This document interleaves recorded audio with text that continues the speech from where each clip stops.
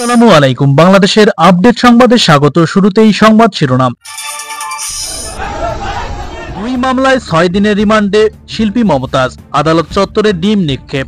মানিকগঞ্জে হত্যা এবং নাশকতার মামলায় আওয়ামী লীগের সাবেক এই সংসদ সদস্যের রিমান্ডও মঞ্জুর করেছে আদালত।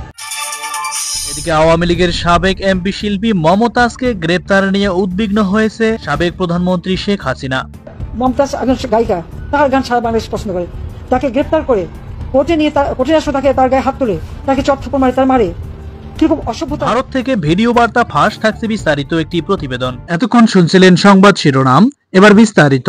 ফ্যাসিস্ট এমপি ও কণ্ঠশিল্পী মমতাজ বেগমকে ধানমন্ডি থেকে গ্রেপ্তার করেছে ঢাকা মহানগর গোয়েন্দা পুলিশ। রাত 12:15টার দিকে ধানমন্ডির স্টার কাবাবের পেছনের একটি বাসা থেকে তাকে গ্রেপ্তার করা হয়। ডিএমপির মিডিয়া অ্যান্ড পাবলিক রিলেশনস বিভাগের উপপুলিশ কমিশনার মোহাম্মদ তালেবুর রহমান এই তথ্য নিশ্চিত করেন।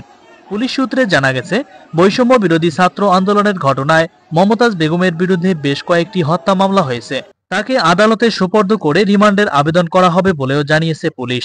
দ্বাদশ জাতীয় সংসদ নির্বাচনে মানিকগঞ্জ 2-এ আওয়ামী লীগ মনোনীত প্রার্থী হিসেবে ছিলেন মমতাজ। তবে নিজ দলের স্বতন্ত্র প্রার্থী দেওয়ায় জাহিদ আহমেদ টুলুর কাছে নির্বাচনে পরাজিত হন তিনি।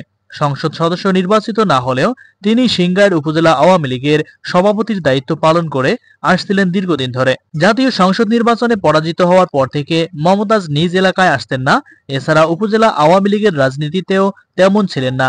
গত 5ই আগস্ট ছাত্র জনতার আন্দোলনের মুখে আওয়ামী সরকারের পতনের পর আত্মগোপনে চলে যায় মমতাজ বেগম। এর আগে 2009 সালে নবম জাতীয় সংসদের সংরক্ষিত মহিলা আসনের আওয়ামী লীগের সংসদ সদস্য মনোনীত হয় শিল্পী মমতাজ। মানিকগঞ্জ 2 আসনে নির্বাচিত হয়ে সংসদ সদস্য হিসেবে দায়িত্ব পালন করেন তিনি।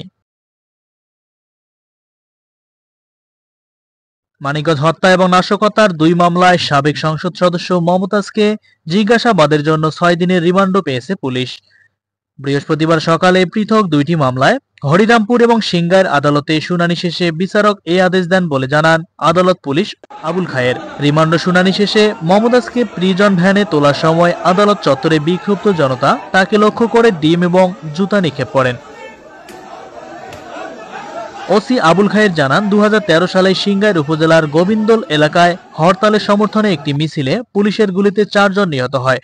ঘটনার পর 1 দশক পরেই 24 সালের 25 অক্টোবর নিহত এক ব্যক্তির স্বজন মজনু মোল্লা বাদী হয়ে মমতাজ বেগমকে প্রধান আসামি করে হত্যা মামলা করেন। এছাড়া মমতাজের নির্বাচনী এলাকা হরিরামপুর থানায় মামলা, মারধর এবং ভাঙচুরের অভিযোগে আরেকটি মামলা রয়েছে। 2024 সালের 29 অক্টোবর হরিরামপুর উপজেলা বিএনপির সাংগঠনিক সম্পাদক মোহাম্মদ দেলোয়ার হোসেন মামলাটি করেন। সাবেক এই সংসদ সদস্য শিল্পী মমতাজকে গ্রেপ্তারের কারণে তীব্র উদ্বেগ প্রকাশ করেছেন আওয়ামী লীগের সাবেক সভাপতি শেখ হাসিনা। মমতাজ একজন গায়িকা, তার গান সারা বাংলাদেশ পছন্দ করে, তাকে গ্রেপ্তার করে কোর্টে আসো, তাকে তার গায়ে হাত তুলে তাকে চট্টপর মারে, তার মারে। কি খুব অসভ্যতা। একজন মহিলা তো, আর তোদের ঘরে মা আছে, বউ আছে, মেয়ে আছে, তা এইভাবে একটা মেয়ের গায়ে হাত তুলে কিভাবে তারা? এখন মানবতাবোধ কোথায়? সে মানবাধিকার সংস্থাগুলি কোথায়? তাদের বিভাগ বাহিনীরা কোথায়? সেটা আমার প্রশ্ন।